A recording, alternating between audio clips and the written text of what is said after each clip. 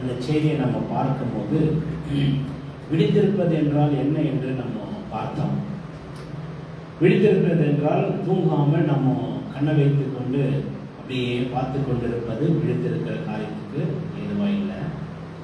விழித்திருப்பது என்று சொல்லும் போது நம்முடைய வாழ்க்கையில எல்லாமே சுத்தமாக கரெக்டாக இருக்கிற வேலையில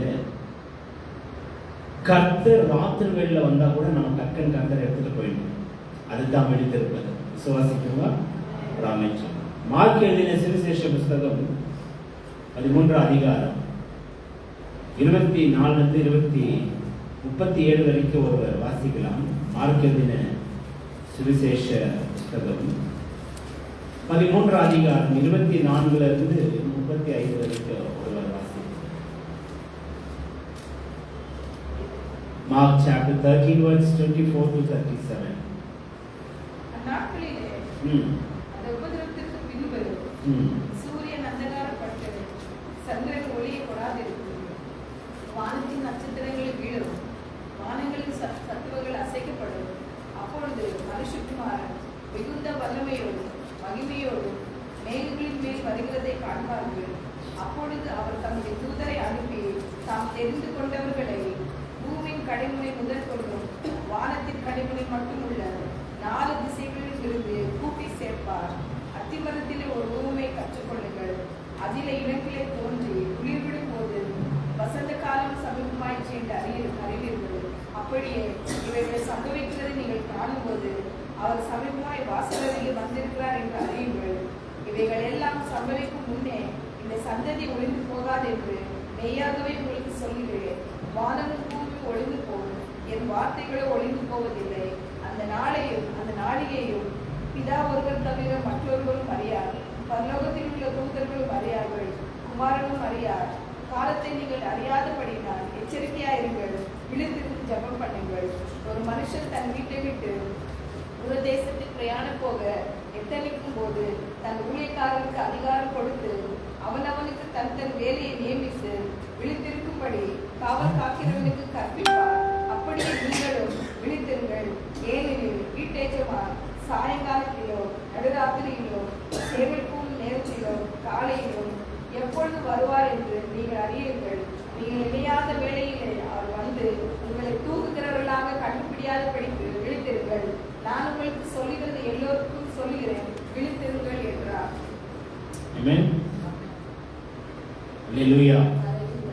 விழித்திருங்கள் விழித்திருங்கள் என்ற வார்த்தையை நம்ம இங்க பார்க்கிறோம். ஆயத்தம் பெறுவது என்ற அந்த காரியத்துக்கு ஒரு முக்கியமான வார்த்தை என்னவென்றால், ஆயத்தம் நாம் எப்படிப்படுவோம் என்றால் நம்ம விழித்திருப்பது தான் நம்முடைய ஆயத்தமாய் காணப்படுகிறது. விசுவாசிக்கிறவ ஒரு ஆமென் சொல்லலாம். கர்த்தராகிய இயேசு கிறிஸ்து அதி சீக்கிரமாக இந்த பூமியில் இருக்கிற ஒவ்வொரு ஜனங்களையும் அவர் கொண்டு போகவும் நியாயத்திற்கவும் அவர் ஆயத்தமாய் இருக்கிறார். அவர் வருகிற வேலையை யாரும் அறியவே முடியாது என்று இந்த வேதவசனத்துல நம்ம பார்க்கிறோம். அவர் சாயங்காலத்திலும் நடு ராவிலும் சேவல் கூவுகிற நேரத்திலேயோ காலையிலும் எப்பொழுதும் மத்தியானத்திலையும் அவர் வர ஆயத்தமா இருக்கிறார். அவரை சந்திக்க நாம் ஒவ்வொருவரும் என்ன செய்யப்பட வேண்டும் என்றால் ஆயத்தப்பட வேண்டும். ஆமென். அந்த ஆயத்தம் என்னவென்றால் தூங்காமல் கண்ணை விழித்துக் கொண்டு இருப்பது அல்ல.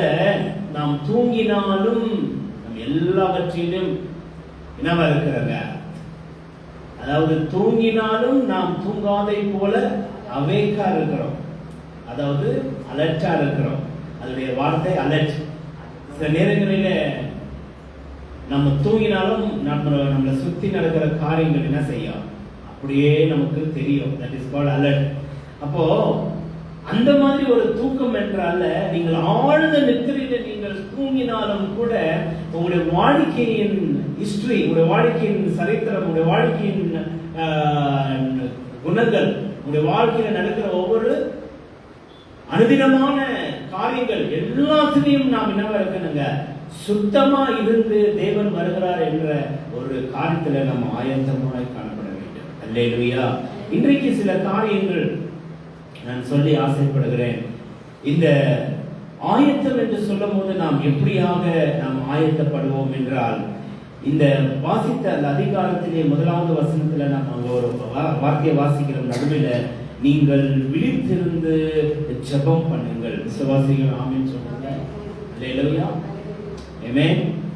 கர்த்தர் எப்போ வருவார் என்று சொல்லி நம்முடைய ஜீவிதத்துல விழித்திருந்து ஜெபம் பண்ண வேண்டும். இந்த விழித்திருந்து ஜெபம் பண்ணுவது அகைன் உங்களுக்கு திரும்பி நான் சொல்லுகிறேன், நைட்ல தூங்காம நீங்க ராவெல்லாம் கண்ண முழிச்சு நீங்க ஜெபம் பண்ண வேண்டும் என்ற அந்த வார்த்தை அல்ல.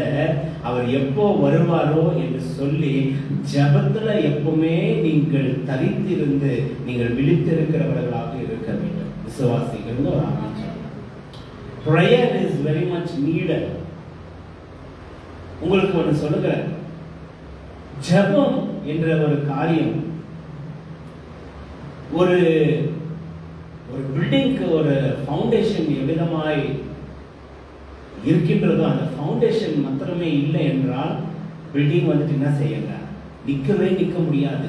அப்போ ஒரு பில்டிங்க்கு அந்த ஃபவுண்டேஷன் எவ்வளோ ஒரு முக்கியமாக இருக்கின்றதோ நம்முடைய ஆவிக்குரிய வாழ்க்கைக்கும் நம்முடைய மாமிசத்தின் வாழ்க்கைக்கும் ஜெபம் என்ற காரியம் இட்ஸ் லைக் a ஃபவுண்டேஷன், ஒரு அஸ்திவாரமா இருக்கின்றது. ஒரு ஆமென் சொல்லலாம். எத்தனை பேர் சொல்றீங்க ஜெபம் என் வாழ்க்கைக்கு அஸ்திவாரம்? ஜெபிக்கும் போது நமக்கு ப்ரொடெக்ஷன் கிடைக்கின்றது, பாதுகாப்பு கிடைக்கின்றது. ஜெபிக்கும் போது நம்முடைய தேவைகள் சந்திக்கின்றது. ஜெபிக்கும் போது நம்முடைய கஷ்டங்கள் மாறுகின்றது. ஜெபிக்கும் போது பிசாசு நம்ம விட்டு போகலாம். ஜெபிக்கும் போது நாம் என்ன செய்கிறோம் என்றால் சில சோதனைகளை நாம் மேற்கொள்ளுகிறோம். ஆமென். ஜெபிக்கும் போது நடக்காத சில விஷயங்கள் நம்முடைய வாழ்க்கையில் நடக்கும். அந்த விசுவாசிகள் என்ன ஆரம்பிச்சு அந்த தேவைகளுக்காக மாத்திரமே ஜெபம் அல்ல. அல்லேலூயா. அந்த தேவைகளுக்காக மாத்திரமே இன்னைக்கு நம்மளுக்கு வேணும் அப்படின்னு சொன்னா, ஆண்டவரே எனக்கு இது ஒரு வேணும்ப்பா எனக்கு கொடு அப்படின்னு கேட்கறதுக்கு மாத்திரமே ஜெபம் அல்ல. ஜெபம் என்று சொல்லும் போது என் ஆத்மா தேவனையே ஏங்கி கொண்டிருக்கும். இரவும் பகலும் நேரம் கிடைக்கும் போதெல்லாம் தேவன்கிட்ட பேசிக்கொண்டே இருக்க வேண்டும். விசுவாசிகள் அமைச்சு. அப்ப அந்த ஜெபத்துல நம்ம என்ன இருக்க வேண்டுங்க, விழித்திருக்க வேண்டும். So be alert in your prayers. நீங்கள் ஜெபம் பண்ணதுல நீங்க என்ன வருங்கள், அலர்ட்டா இருங்க. அதனால அந்த இந்தியா பார்டரை சுத்தி சோல்ஜர்ஸ் இருக்கிறாங்க இல்லையா, அவர்கள் கண்ணை அப்படி கூட அசையாமல் அவர்கள் என்ன செய்கிறார்கள், அவ்வளவு அலர்ட்டா இருக்கிறாங்க. அவர்கள் கொஞ்சம் அப்படி அசந்தாங்கனாக்கா என்ன நடக்கும், எதிரியானவன் உள்ள நுழைறதுக்கு ஒரு செகண்ட் ஆகாது. அப்ப அவருடைய வாழ்க்கை எவ்விதமா இருக்க வேண்டும் என்றால், ஒரு நிமிஷமும் அவர்கள் கண்ணு மூடாதபடிக்கு அவர்கள் இப்படியும் அப்படியே பார்த்து கொண்டே இருக்க வேண்டும். ஏதோ ஒரு காரியம் நடக்குது என்று சொன்னால் இம்மிடியட்டா அவங்க ஆக்ஷன் எடுக்கணும், செயல்முறையில. அப்ப நம்முடைய ஜீவத்துல அந்த அலர்ட்னஸ் என்று சொல்லும் போது, பிசாசானவன் எவனை விடுகலாமோ என்று வகை தேடி அலைந்து கொண்டிருக்கிற இந்த காலகட்டத்துல அவன் நம்முடைய வாழ்க்கையில நுழையாதபடிக்கு நம்ம வேலியை போட்டுட்டோம். அந்த வேலிக்கு நடுவில் நம்ம ஜெபத்துல என்ன செய்யணுங்க, ஜெபத்துல நம்ம தரித்திருந்து நாம் விழித்திருக்கிறவளாக இருக்க வேண்டும். ஏனென்றால் அவன் யாரன்னா வஞ்சிக்கலாம், எப்படின்னா வஞ்சிக்கலாம். ஜெபம் என்ற ஒரு காரியம் நம்முடைய ஜீவிதத்தில் இருந்தால் அநேக காரியங்களை நாம் சாதிக்க முடியும். ஆமென்.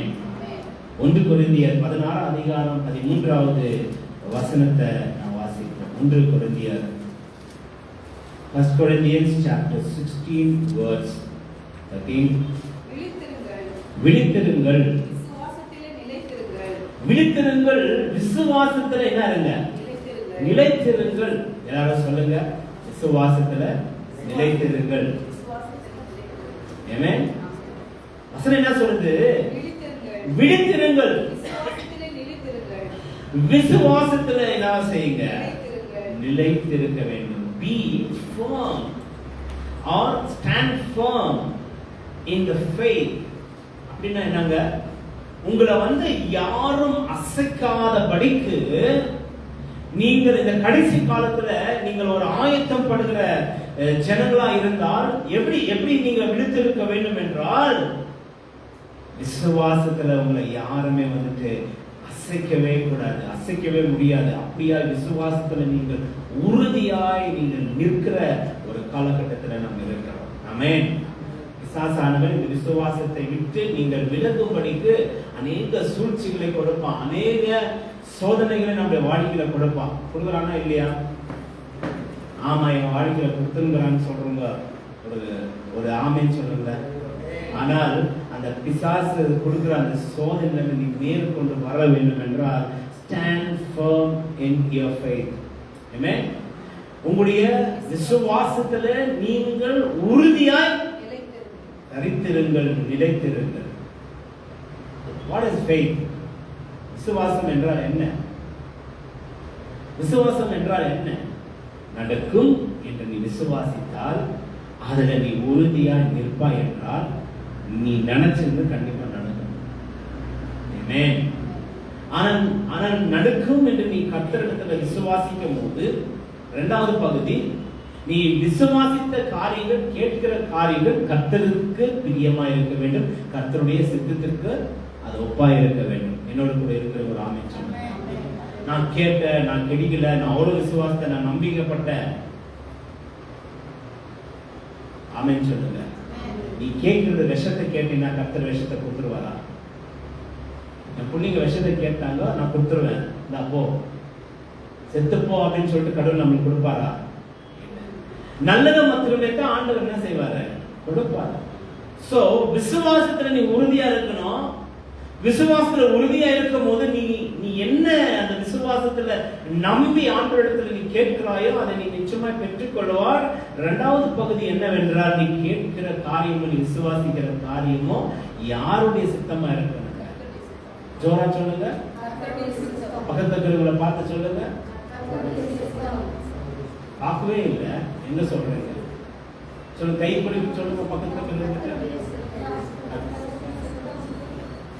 நீங்க சொன்னீங்களா? ஆமா, அல்லேலூயா. நீ கேட்கிற காரியமோ நீ விசுவாசத்துல நிலைத்திருக்கிற காரியமோ இது யாருடைய சித்தமா இருக்க வேண்டாம், கர்த்தருடைய சித்தமா இருக்கு. சிலருடைய வாழ்க்கையில ஆண்டவருக்கு ஜெபிக்கிற காரியங்களை அப்படியே அந்த செகண்ட்ல தருகிறார். என் வாழ்க்கையில நான் நிறைய பார்த்துருக்கேன், செகண்ட்ஸ்ல நடக்கும். என் பிள்ளைங்க கூட அதுக்கு சாட்சியா இருப்பாங்க. ஒருவேளை நான் முட்டி போட்டு அளந்து ஜெபம் பண்ணாமல் இருந்தா கூட அந்த வாயின் வார்த்தை, 2 வார்த்தை ஆண்டவரிடத்துல விசுவாசமாய் சொல்லுகிற அந்த காரியம் கர்த்தர் பார்த்துக்கிறார், கர்த்தர் செய்வார்னு சொல்லிட்டு அப்படி போகும்போது அந்த விசுவாசம் அதே செகண்ட்ல நடக்கும். அது என் பிள்ளைங்க சாட்சியா இருக்கிறாங்க, ரொம்ப சாட்சியா இருக்கு. ஆமென். ஆனா நீ எதை விசுவாசிக்கிறாயோ கர்த்தர் அந்த விசுவாசத்தை ஒரு செகண்ட்ல செய்யவும் அவர் வல்லவராக இருக்கிறார்.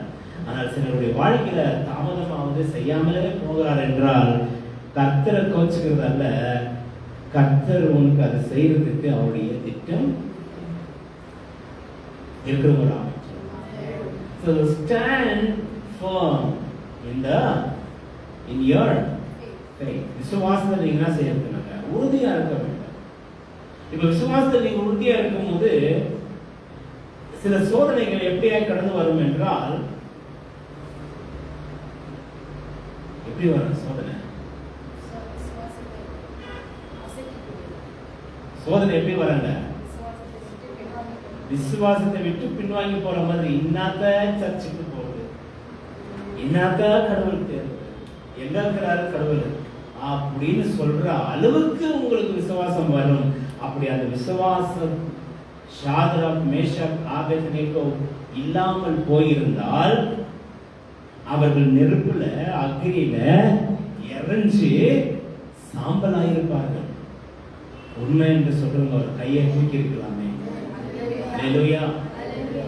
ஆனால் நாங்கள் ஆராதிக்கிற தெய்வம் விடுவித்தாலும் விடுவிக்காமல் போனாலும் நாங்கள் இதுக்கு ஒத்து வர மாட்டோம் என்று சொல்லி விசுவாசத்துல எங்களோடு கூட இருக்கிறவர் இந்த உலகத்துல இருக்கிறவனை காட்டிலும் பெரியவர் என்று சொல்லி இறங்கினாங்க பாருங்க. 4வது மனிதராய் பாதுகாக்கிறவர் ஒரு இருந்தார். ஒரு கொப்பளம் கூட இல்லாதபடிக்கு சரி, அப்போ சாத்ராக் மேஷாக் ஆபேத்நேகோ குறித்து நம்ம பேசுறோம். இயேசுவோடு இருந்த 12 சீஷர்கள்ல ஒரு சீஷர் யோவான் என்ற சீஷனை அப்படியே கொதிக்கிற எண்ணெயில தூக்கி போட்டாங்களா. ஒண்ணு அவரு பஜ்ஜியா மாறி வரணும், இல்ல ஒரு ஒரு முறுக்கு போல முறமுறன்னு அவர் வரணும், இல்லைன்னா எப்படி வரணுங்க, கருப்பா என்ன செய்யணும், சுட்டு அப்படியே ஒரு கருவாடுன்றாங்க அப்படியாவது வெளியே வந்திருக்கணும். ஆனால் அந்த யோவான் விசுவாசித்த அந்த விசுவாசத்துல அவர் ஒரு கொப்பளம் கொதிக்கிற எண்ணெயில, நான் கூலா இருக்கிற எண்ணெயில இல்லை, கொதிக்கிற எண்ணெயில அதுல ஒரு சீஷர் தமிழ்நாட்டுக்கு வந்திருக்கிற தாமஸ். அப்ப அந்த தாமஸ் கூட இருந்த அந்த ஒரு யோவான் தூக்கி போட்டாங்க எண்ணெயில, கொதிக்கிற எண்ணெயில. ஒன்றுமே ஆகல. ஏன்? இரண்டாவது மனிதனாக அங்க இயேசு கிறிஸ்து அவரை பாதுகாத்தார். சிங்க கெபியோ சூளை நெருப்போ எதுவுமே நம்ம என்ன செய்யாது, அணுகாது.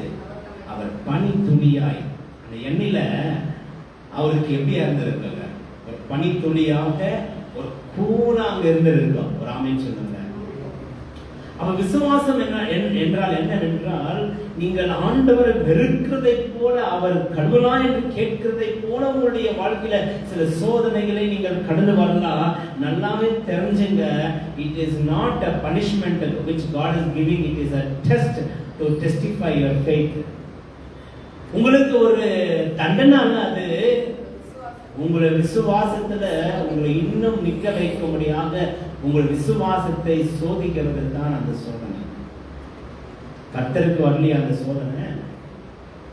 ஆண்டவரால் படிக்கப்பட்ட அந்த தூதன், தள்ளிவிடப்பட்ட அந்த தூதன், அவ பிசாசா மாறி ஏச்சு வரான். இப்ப ஆண்டவர்கிட்ட உபவாசத்துல இருக்கும் போது மலை மேல கொண்டு போகலாம். நீ என்ன வணங்கினாக்கா என்ன செய்யற, இது எல்லாத்தையும் கொடுத்துற. சீப்போ பிசாச, தேவனாகிய கர்த்தர் என்ன செய்யாத, நான் முன்ன நின்று கொண்டிருக்கிற நீ யாருன்னு தெரியாமல் பேசுறாயா? தேவனாகிய கர்த்தரை பரீட்சை. Don't test the God who has created you. உன்னை உண்டாக்கி உன்னை தள்ளப்பட்டிருக்கிற உன்னை யார் என்று தெரியாமல் நீ என்கிட்ட வந்து என்ன செய்யற, சவால் எடுக்கிற அப்படின்னு சொன்ன மாத்திரத்துல பிசாசு என்ன செய்தான்? அவனை விட்டு, கர்த்தரை விட்டு என்ன செய்தான்? போய்விட்டான். விசுவாசிக்கிறவங்க அப்படின்னு சொல்லலாமா? அந்த சோதனை யாருக்கு வரல?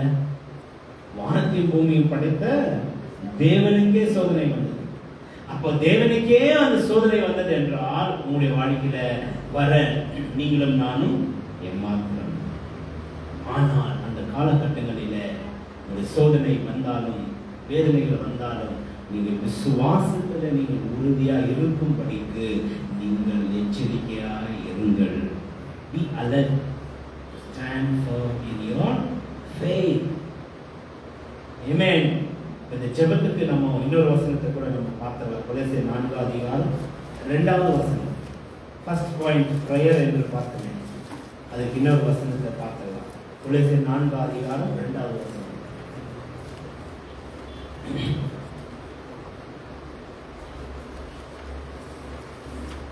Colossians chapter 4 verse 2. இடைவிடாமல் ஜெபம் பண்ணுங்கள். இடைவிடாமல் ஜெபம் பண்ணுங்கள். ஸ்தோத்திரத்துடனே ஜெபத்தில் என்ன செய்யுங்கள்? விழித்திருங்கள், விழித்திருங்கள், விழித்திருங்கள் என்ற வார்த்தை நம்ம பார்க்கிறோம். முதல் விழித்திருப்பது ஜெபத்தினால, இரண்டாவது விழித்திருப்பது நம்முடைய விசுவாசத்தினால. ஆமென். மூன்றாவது 1 தெசலோனிக்கேயர் 5:6 வசனத்தை நம்ம வாசிப்போம். 1 தெசலோனிக்கேயர் 5:6 வசனம். ஆகையால் மற்றவர்கள் தூங்குகிறது போல நாம் தூங்காமல் விழித்துக் கொண்டு தெளிந்தவர்களாய் இருப்போம். மற்றவர்கள் தூங்குறதை போல நாம் தூங்காதபடிக்கு நாம் விழித்துக் கொண்டு தெளிந்தவர்களாய் இருப்போம். தெளிந்தவர்களாய் இருந்தா என்ன? தெளிந்தவர்கள் என்றால் என்ன? உங்களுக்கு உங்களை சுத்திர நடக்கிற காரியங்கள் என்ன என்று நீங்கள் அறிந்து கொள்ள ஆண்டவர் உங்களுக்கு தெளிந்த ஒரு புத்தியை கொடுக்க வேண்டும். ஆமென். தெளிந்த ஒரு புத்தி, a clear thought. நீங்க உங்களை சுத்தி நடக்கிற காரியம் என்ன என்று உங்களால் புரிஞ்சு கொள்ள வேண்டும். இந்த நாட்டில் நடக்கிற காரியங்கள் என்ன என்று உங்களுக்கு புரிந்து கொள்ள வேண்டும். இந்த உலகத்தில் நடக்கிற காரியம் என்ன என்று உங்களுக்கு புரிந்து கொள்ள வேண்டும். முதலாவது உங்க வீட்டுக்குள்ள நடக்கிற காரியம் என்னவென்று உங்களுக்கு புரிந்து கொள்ள வேண்டும். ஆமென். என்ன வேணுமா நமக்கு? மற்றவர்கள் தூங்குகிறது போல, ஆமா, மற்றவர்கள் தூங்குறதை போல நாம் தூங்காமல் விழித்துக்கொண்டு தெளிந்தவர்களாய் இருக்க வேண்டும். So what is meant by, ஆங்கிலத்தில் என்ன இருக்கிறது word? தெளிந்தவர்கள். Be alert and self control. தெளிந்தவர்களாக. அப்படி என்றால்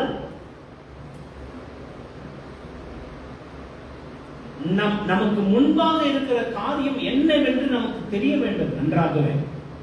அது ஒரு வேளை ஒரு பிசாசின் சோதனையா, நல்ல காரியமா, கெட்ட காரியமா என்று நமக்கு ஒரு தெளிந்த ஒரு காரியம், ஒரு தெளிந்த ஒரு புத்தின்னு சொல்லுவாங்க. தெளிந்த புத்தி நமக்கு தேவை. அது ஸ்டார்ட்ஸ் ஃப்ரம் தி ஹவுஸ். நம்முடைய வீட்டில், நம்முடைய சுற்றி இருக்கிற வட்டாரத்தில், நம்முடைய பில்டிங்கில், நம்ம இருக்கிற ஏரியாவில், நம்ம இருக்கிற ஸ்டேட்டில், நம்ம இருக்கிற கண்ட்ரியில், நம்ம இருக்கிற இன்டர்நேஷ்னல் லெவலில், வேர்ல்டில் என்னன்னாலும் நடக்குதோ எல்லாமே நம்ம தெரிந்து கொண்டு நம்ம எதில் தெரிந்தவர்களாக இருக்க வேண்டும். ஆமென். சுற்றி நடக்கிற ஒவ்வொரு சூழ்நிலையும் தெரிந்தவர்களாக இருக்க வேண்டும். So be prepared. ஆண்டவராகிய இயேசு கிறிஸ்து எப்போ வருகிறார் என்று நமக்கு தெரியாது. அவர் சாயங்காலத்திலையும், சொல்லுங்க, எப்ப வருவார்? என்ன வாசித்த வசனம்? நடுராத்திரியில் இருக்கீங்கள, சாயங்காலத்திலையும் நடுராவிலையும் சேவல் கூட கூவுகிற டைம் எப்போங்க? விடிகாலை எத்தனை மணிக்கு? சரி. அப்புறம் காலையில எப்போ? 6 மணிக்கு மேல காலையில. அப்ப அதிகாலை சேவல் கூவுகிற நேரம் 5 மணி, 4 மணி. மிட் நைட் 2 மணி, 3 மணி. சாயங்காலம் திரும்பி 6 மணி, 7 மணி. எப்பனா? மத்தியானம். எப்பனா ஆண்டவர் வருவாரு. அவர் வரத்துக்கு சந்திக்கணும்னா நீங்கள் ஜெபத்துல தரித்திருக்கணும், விசுவாசத்துல நீங்கள் உறுதியா இருக்கணும், தெளிந்தவர்களாக நீங்கள் இருக்க வேண்டும். தெரிந்தவர்கள் என்றால் என்ன? உதாரணத்துக்கு நான் சொல்லுவேன், ரோட்ல போய்கொண்டே இருக்கிறீங்க, ஒரு பெரிய கல் இருக்குது, நீங்க வண்டி ஓட்டிட்டு போயின்னு இருக்கிறீங்க, அந்த கல்லு மேல ஏத்திட்டு போவீங்களா, டக்குன்னு பிரேக் பிடிச்சு அப்படி கிராஸ் பண்ணி போவீங்களா? கிராஸ் பண்ணி. ரெண்டாவது, நீங்க இன்னும் கொஞ்சம் தெரிந்தவர்களாக இருந்தால் இந்த கல்லை எனக்கு பின்னால வரவங்களுக்கு என்ன ஆகும்? இடரலா இருக்கும். அவங்க தெரியாம அடிச்சு அவங்களுக்கு ஏதாவது ஒன்று ஆகலாம். அப்படின்னு நீங்க உண்மையாகவே இன்னும் கொஞ்சம் தெரிந்தவர்களாக இருந்தால் வண்டியை போய் சைட்ல பார்க் பண்ணிட்டு அந்த கல்லை எடுத்து சைட்ல போட்டுட்டு நீங்க போகலாம், மற்றவர்களையும் நன்றாகவே போக செய்யலாம். இதுதான் தெரிந்தவர்களுடைய வாழ்க்கையில் இருக்கிற ஒரு காரியம். விசுவாசிக்கிறோம். அல்லேலூயா, அல்லேலூயா. தெரிந்தவர்களுக்கு நிச்சயமாகவே தெரியும் முன்னால என்ன இருக்கு, அதை எப்படி சரிப்படுத்துறது என்று சொல்லி. ஆனா தெரிந்த புத்தி இல்லாதவர்களுக்கு என்ன நடக்குதுன்னே தெரியாது. என்ன நடக்குதுன்னே தெரியாது. நான் சொல்லுவேன், சனிக்கிழமை ஆனா ஒரு பெரிய போராட்டம் ஒவ்வொரு வீட்டுல. ஏன் மறுநாள் ஞாயிற்றுக்கிழமை ஆராதனை அதுக்கு வர்றதுக்கு தெரிந்தவர்களாக இருங்க. கத்தி ஜெபம் பண்ணுங்க. சோதனையை கொண்டு வருகிற பிசாசை இயேசுவின் நாமத்தில் எங்களை விட்டு போ. சண்டையை கொண்டு வருகிற பிசாசை இயேசுவின் நாமத்தில் எங்களை விட்டு போ. வியாதியை கொடுக்கிற பிசாசை எங்களை இயேசுவின் நாமத்தில் எங்களை விட்டு போ. என் அதிகாரத்தின் வல்லமை நம் ஒவ்வொருக்கும் கொடுத்திருக்கிறார். என் நாமத்தில் நீங்க எதை கேட்டாலும் அதை தருவேன். என் நாமத்தில் பேய்களை ஓட்டுவீர்கள், என் நாமத்துல ஜெபிப்பவர்கள் அவர்கள் என்ன செய்வார்கள்? சுகம் பெறுவார்கள். அப்ப என் நாமத்தில் எதை கேட்டாலும் தருவேன் என்று சொன்னால் பிசாசை ஜெயிக்கிறதுக்கு கர்த்தர் நம்ம கிட்ட கொடுத்திருக்கிற ஒரே ஆயுதம் அவருடைய நாமம். ஆயுதம் இருக்கிறவங்க ரைட் ஹேண்ட் தூக்கி காமிங்க. அந்த ஆயுதம் உங்ககிட்ட இருக்கா?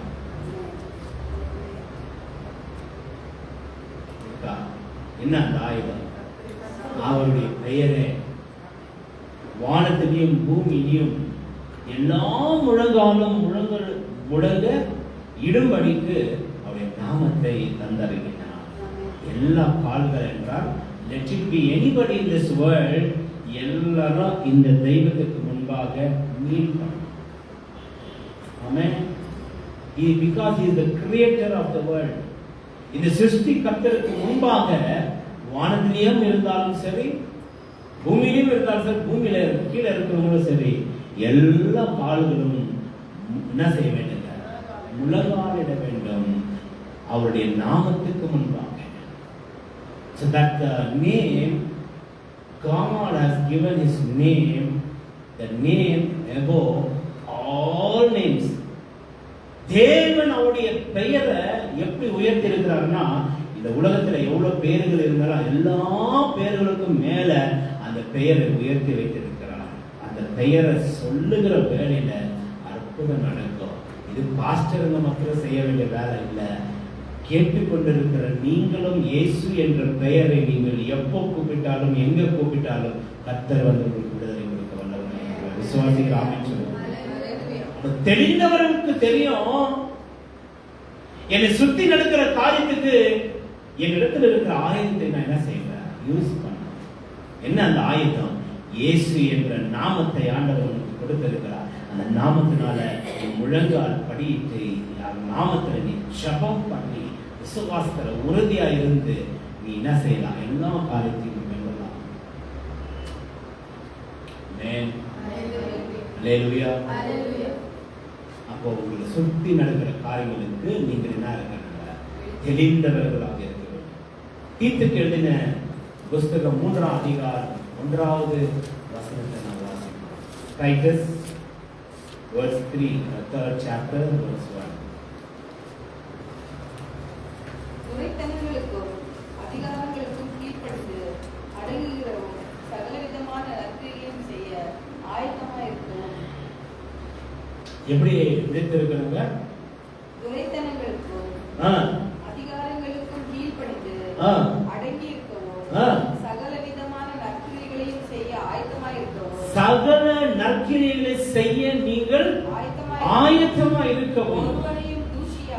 ஒருவரையும் நீங்கள் தூஷியாமலும் சண்டை பண்ணாமலும் பொறுமை உள்ளவர்களாக எல்லா மனுஷர்களுக்கும் சாந்த குணத்தை காண்பிக்கவும் அவளுக்கு நினைப்பூட்டு.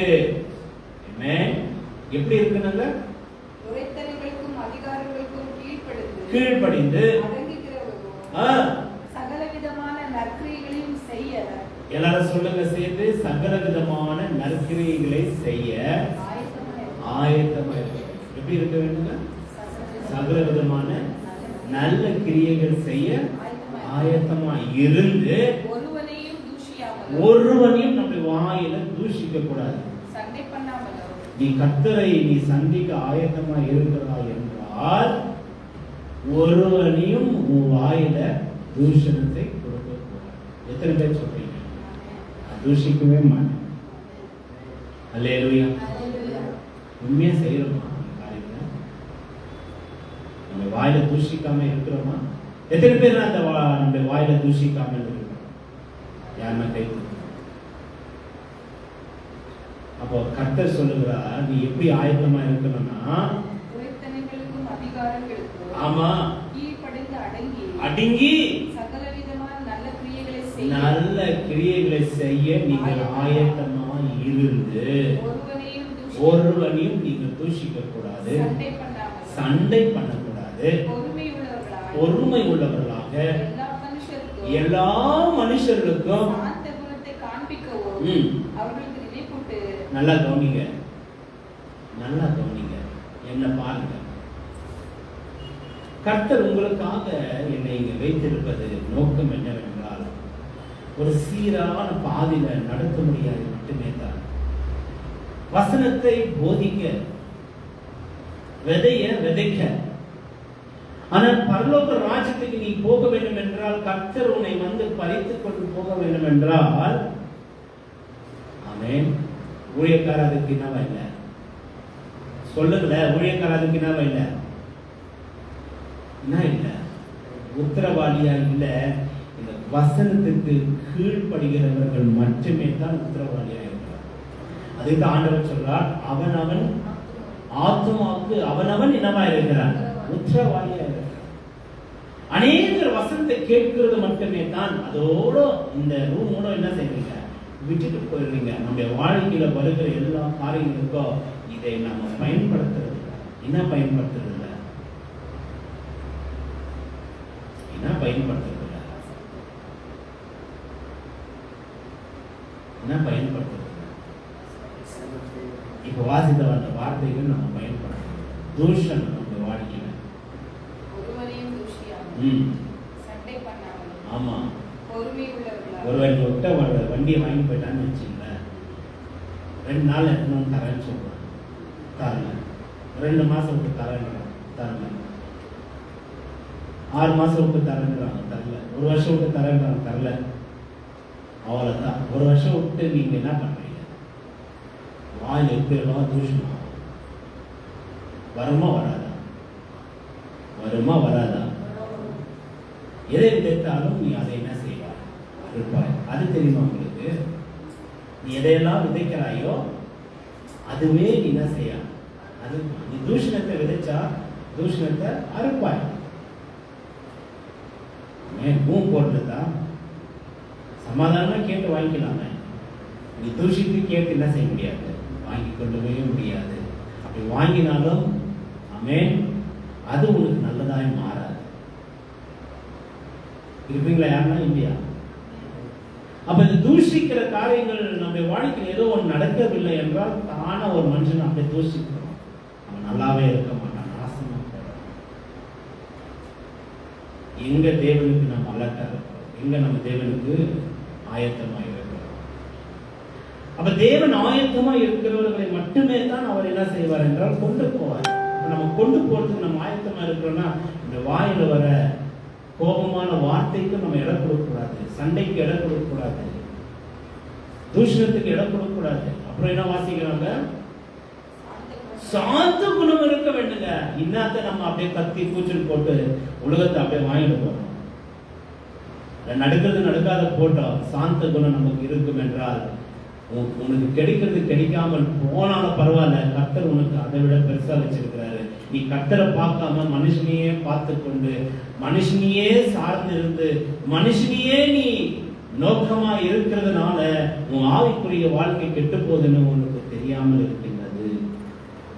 ஆனால் அதை காட்சியில் நீ தேவன் மேல நம்பிக்கையா வைத்து நீ சாந்த குணமோ உள்ளவர்களாக நீ இருந்து தூஷிக்காமல் சண்டைக்காரனா இல்லாதபடிக்கு நீ இருப்பாய் என்ற கர்த்தர் உன்னை வேற பகுதியில் ஒரு இடத்துல உயர்த்து. அப்படித்தான் ஓட்டின குதிரை என்ன சொல்லுவாங்க? சுற்றில ஓடிக்கொண்டே இருக்கிற அங்கேயே தான் இருப்பாங்க. தெளிந்த புத்தியே இருக்காது. ஜோம் பண்ணி மேலேயே வரமாட்டாங்க. அங்கேயே தூஷித்து கொண்டு அங்கேயே திட்டி கொண்டு அங்கேயே தான் இருப்பாங்க. நீ வெளியே வந்து பார், சாந்த குணத்தோடு சமாதானத்தோடு கர்த்தர் உன்னை வேற பகுதியில். இந்த இடத்துல நான் உங்களுக்கு ரொம்ப விசேஷமான காரியத்தை சொல்ல ஒரு வார்த்தையை நான் சொல்ல ஆசைப்படுகிறேன். இந்த வார்த்தை நீங்க எப்படி எடுத்துக்கிறீங்க எனக்கு தெரியாது. இந்த வார்த்தை சிறு பிள்ளைகளுக்கும் வாலிபர்களுக்கும் பெரியவர்களுக்கும் பொருந்தும். வாழ்க்கையில நீங்கள் என்ன கத்துக்கிறீங்களோ கத்துக்கலையோ எனக்கு தெரியாது. ஒரு காரியத்தை நான் சொல்றேன், வாழ்க்கையில பயன்படுத்தி பாருங்க.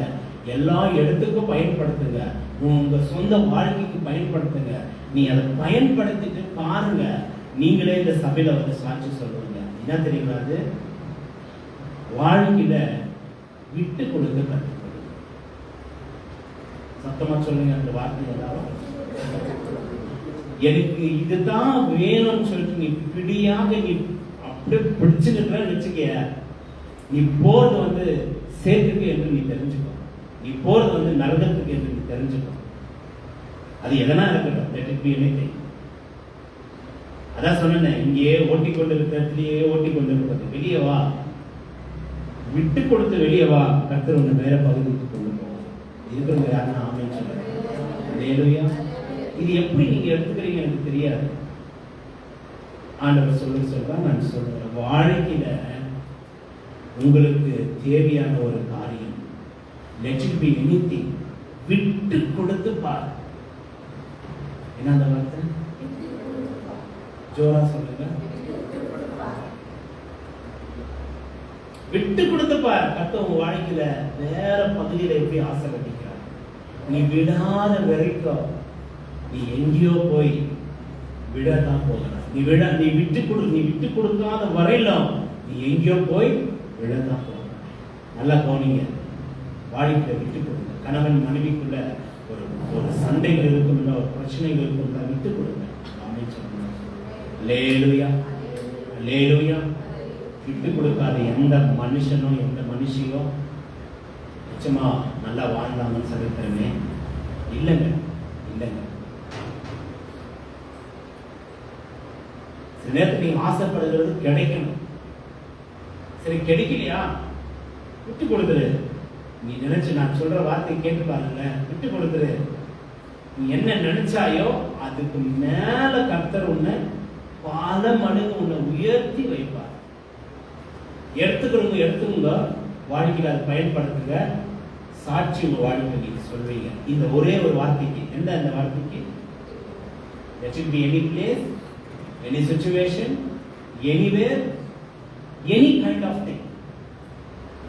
விட்டு கொடுத்து பாரு, நேரம் போயிடும். அல்லேலூயா. நீ விட்டு கொடுக்கல, எதெல்லாம் நீ விட்டு கொடுக்காத பிடியா நிற்கிறாயோ அங்க வாழ்க்கையில தோல்வியை நீ பாரு. ஏன்னா அது கர்த்தருடைய சித்தமா இருக்காது. நீ விட்டு கொடுத்தீங்கன்னா கர்த்தருடைய சித்தத்தை உங்களுடைய வாழ்க்கையில நிறைவேற்றுவார். கடைசியா என்ன பார்த்தேன் என்றால், விழித்திருப்பது என்ற இந்த காரியம் எதிலெல்லாம் இருக்க வேண்டும் என்றால் என்ன வாசித்தோம்? ஆமா, அடங்கி சகல விதமான நல்ல கிரியைகளுக்கு நீங்கள் ஆயத்தமாய் விழித்திருங்கள். Try to do something good in your life. அட நீங்க தீமை செய்யாமல், நன்மை செய்யாமல் இருந்தாலும் பரவாயில்ல, யாருக்கு என்ன செய்யாதீங்க, தீமை செய்யாதீங்க. ஆனா வசனம் சொல்லுது, நன்மையை செய்ய நீங்கள் என்னவா இருங்கள், நல்லதை செய்ய நீங்க ஆயத்தமா இருங்கள். ஆனா அந்த நல்லதை செய்யும் போது ஜீவிக்கிறது இன்னும் சில காரியங்கள் வேணும்.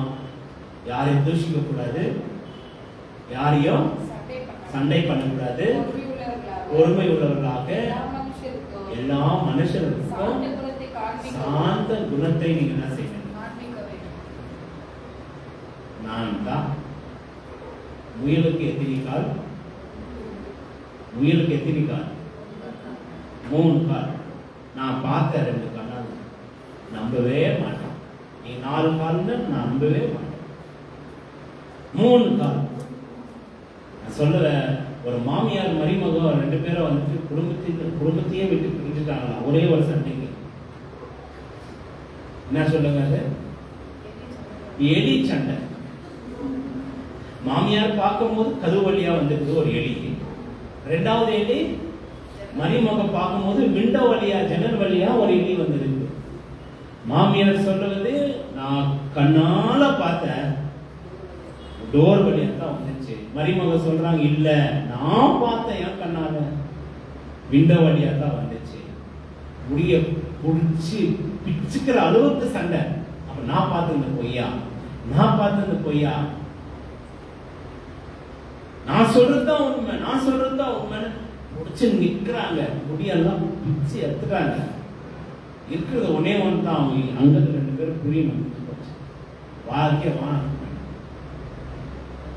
2 நிமிஷம் யோசிச்சுட்டு விட்டு கொடுக்கறத பாத்தீங்கன்னா, சரி கண்டிப்பா நீங்க சொல்றதுதான் கரெக்ட்.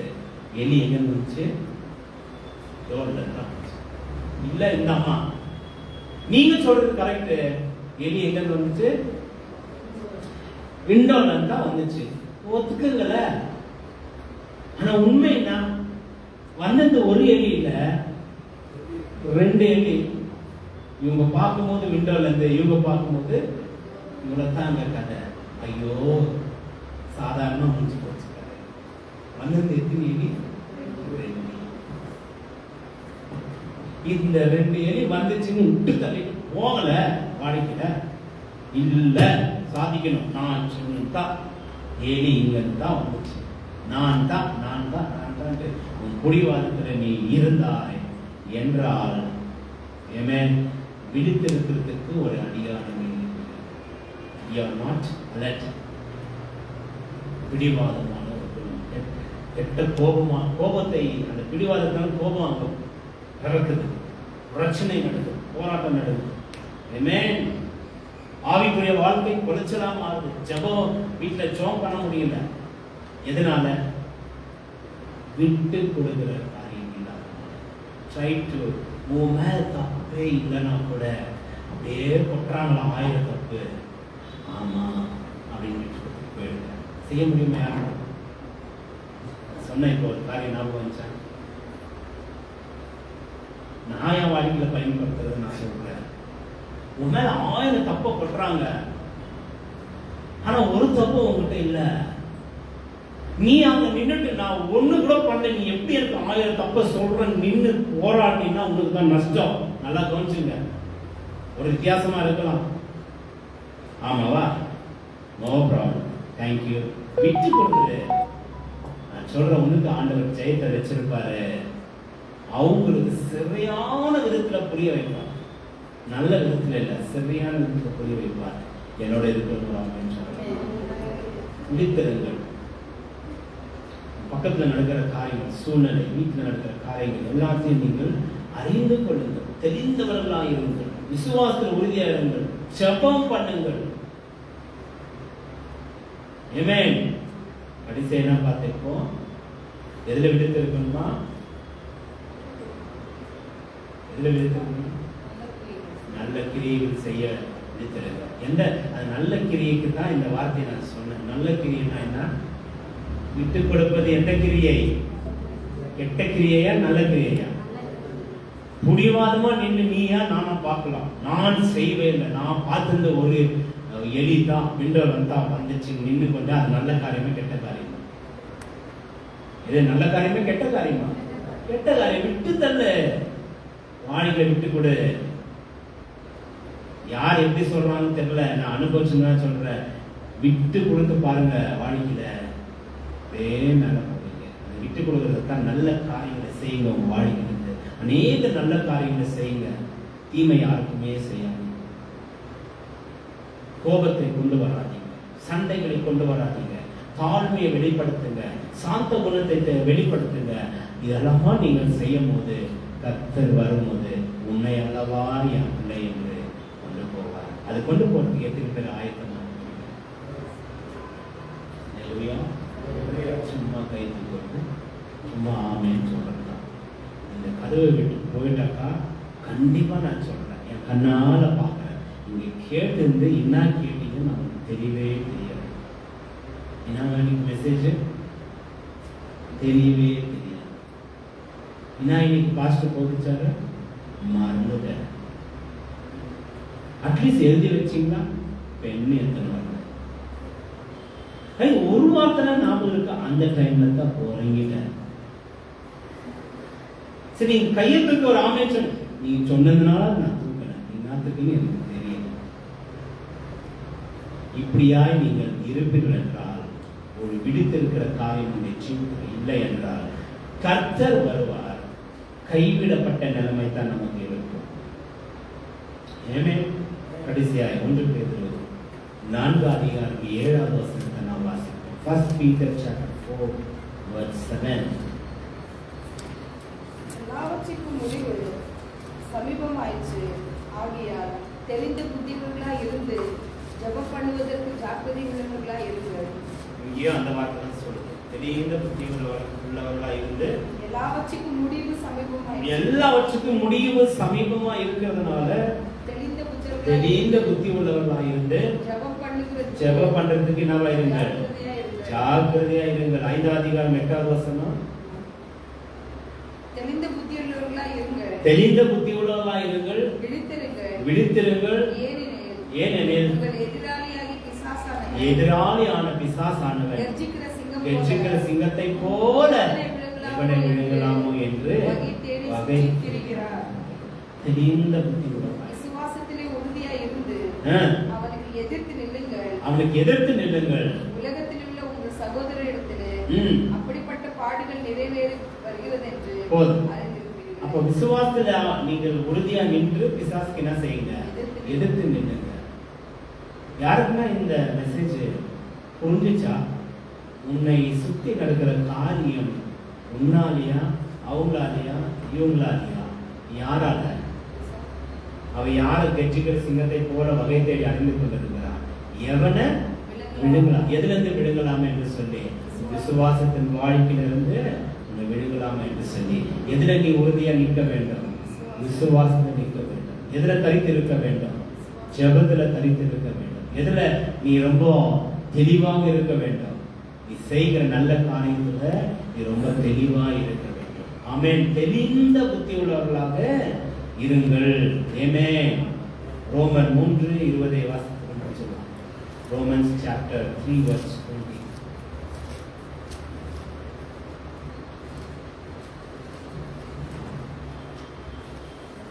இப்படி இருக்க பாவத்தை அறிகிற அறிவு நியாயப்பிரமாணத்தினாலே வருகிறபடியினால் எந்த மனுஷனும் நியாயப்பிரமாணத்தின் கிரியைகளினாலே தேவனுக்கு முன்பாக நீதிமானாக்கப்படுவதில்லை. என்ன சொல்லுது அந்த வசனம் ஸ்டார்டிங்ல? பாவத்தை அறிகிற அறிவு நியாயப்பிரமாணத்தினால் வருகிறபடியால் எந்த மனுஷனும் நியாயப்பிரமாணத்தின் கிரியையினால எந்த மனுஷனும் நீதிமானாய் தேவனுக்கு முன்பாக இருப்பதில்லை. நீதிமானாய் இருப்பதில்லை. ஆனால் நம்முடைய கிரியைகளே நம்மை நீதிமானாய் மாற்றும். விசுவாசிகள் அமைச்சர் எது நம்முடைய கிரியை என்றால் என்ன? ஆக்ஷன், செயல், வாழ்க்கை. இன்றைக்கு நீங்க என்ன கேட்டீங்க கேட்கன்னு தெரியல. ஒரே ஒரு வார்த்தையை போங்க, தெளிந்த புத்தி உள்ளவர்களாக இருங்கள். தெளிந்த புத்தி உள்ளவர்களாக இருந்தால் நன்மையை செய்யுங்க, தீமையை செய்யாதீங்க. விட்டு கொடுத்து பாருங்க, உங்க லைஃப்ல எங்கேயோ போவீங்க. ஆமென். ஹல்லேலூயா. இருக்கீங்களா யாருன்னா? ஹல்லேலூயா. விசுவாசத்தின் வாழ்க்கையை சோதிக்கிறதுக்கு என்ன சோதனை வந்தாலும் விசுவாசத்தில் உறுதியா நில்லுங்கள். ஜெபம் பண்றது ரொம்ப ஜாக்கிரதையா இருங்கள். ஜெபத்துல நீங்கள் அலர்ட்டா இருக்கணுங்க. உங்க வாழ்க்கையின் கிரியையிலையும் அலர்ட்டா இருக்கணும், ஜெபத்திலையும் அலர்ட்டா இருக்கணும். நீங்க ஜெபத்தை விட்டுட்டீங்கன்னா ஏதோ ஒரு பானையில தண்ணியை நீங்க ரொப்பி வச்சுட்டு நீங்களே ஒரு ஆணியை எடுத்து ஓட்ட போட்டதுக்கு அடியாலதான் ஜெபத்தை விடுகிற காரியம். ஆனா அந்த பானையில் அப்படியே நீங்க ரொப்பின தண்ணி அப்படியே இருக்க வேண்டும் என்றால் ஜெபத்தில் என்ன செய்யுங்க? சொல்லுங்களேன். பானை ஒடியாதபடி நீ பாதுகாத்துக் கொள்ளணும்னா தெளிந்தவர்களாக இருங்கள். சுத்தி என்ன நடக்குது பாரு, அந்த பானைக்கு சுத்தி என்ன நடக்குதுன்னு பாரு. எந்த பூச்சி வராங்க, எந்த ஆட்கள் வராங்க, யார் ஒழிக்க வராங்க, எல்லாத்தையும் பாரு. தெளிந்த புத்தி உள்ளவர்களாக இருங்க. விசுவாசத்தில் என்ன செய்யுங்கள்? உறுதியாக இருங்கள். நல்ல காரியத்தை செய்யுங்க, விட்டு கொடுங்க. ஏமே பாவத்துக்கு அடிமையா இல்லாதபடி பரிசுத்தத்துக்கு நீங்கள் வாழ நீங்கள் உங்கள் கிரியையில நீங்கள் செயல்படுத்துங்க. கர்த்தர் பெரிய காரியங்களை செய்வார். கேட்டோம் போயிட்டோம் இல்லாதபடிக்கு தயவு செய்து உங்களை நீங்கள் மாற்றிக் கொள்ளுங்கள். நீங்கள் மாற்றிக் கொள்ளுங்கள். வசனத்துக்கு கீழ்ப்படிங்கள். நீங்கள் கீழ்ப்படுத்தீங்கன்னா கர்த்தர் நிச்சயமாகவே உங்களை சமாதானத்தினால் இழைக்கப்படுவார். எந்த பிள்ளைகள் இந்த வார்த்தைக்கு கீழ்ப்படியாம இந்த நாளில கூட இந்த இடத்தை விட்டு ஏன்று போறீங்களோ, இவ்வளோ நான் பேசின வார்த்தையில நீங்க ஏதாவது ஒண்ணு நீங்க செய்யாம போனீங்கன்னா உங்களுடைய வாழ்க்கையில சமாதானத்தை நீங்க இழந்துருவீங்க. சமாதானம் ஒன்று போச்சுனாக்கா நீ எவ்வளோ சம்பாரிச்சு கூட உனக்கு ஒன்றும் பிரயோஜனமே இல்லை. சமாதானம்ங்கிற ஒரு காரியம் ஒன்று விட்டு போயிடுச்சுனாக்கா நீ எவ்வளோ பெரிய வீடு கட்டினாலும் மாளிகை கட்டினாலும் எவ்வளோ சொத்தை சேர்த்தாலும் அது உன்னுடைய வாழ்க்கையில் சந்தோஷமே கொடுக்காது. மனுஷனுக்கு தேவையான ஒன்று சமாதானம். சொல்லப்பட்ட ஒவ்வொரு வார்த்தையும் மனதில் எடுத்து ஒப்பு கொடுத்துட்டு நான் செய்வேன் ஆண்டவரே, என் வாழ்க்கையில் நான் ஜெயத்தை பார்ப்பேன், பிசாசை நான் ஜெயிப்பேன், வெற்றிக்கிற சிங்கத்தை நான் ஜெயிப்பேன், நான் விழித்திருப்பேன் என்று நீங்கள் கேட்ட வார்த்தைக்கு நீங்கள் செவி கொடுப்பீர்கள் என்றால் நிச்சயமாகவே ஆண்டவர் வாழ்க்கிற சமாதானத்தை இந்த பூமியில வைத்திருப்பார். அவர் வருவார் என்றால் அழகா உங்களை தூக்கி கொண்டு போகிறதுக்கு ரெடியா இருப்பார். விசுவாசிக்கிறவங்க அமைச்சர் நம்மை ஆசீர்வதிப்பார். நம்ம அப்படியே எழுந்து நிற்போம்.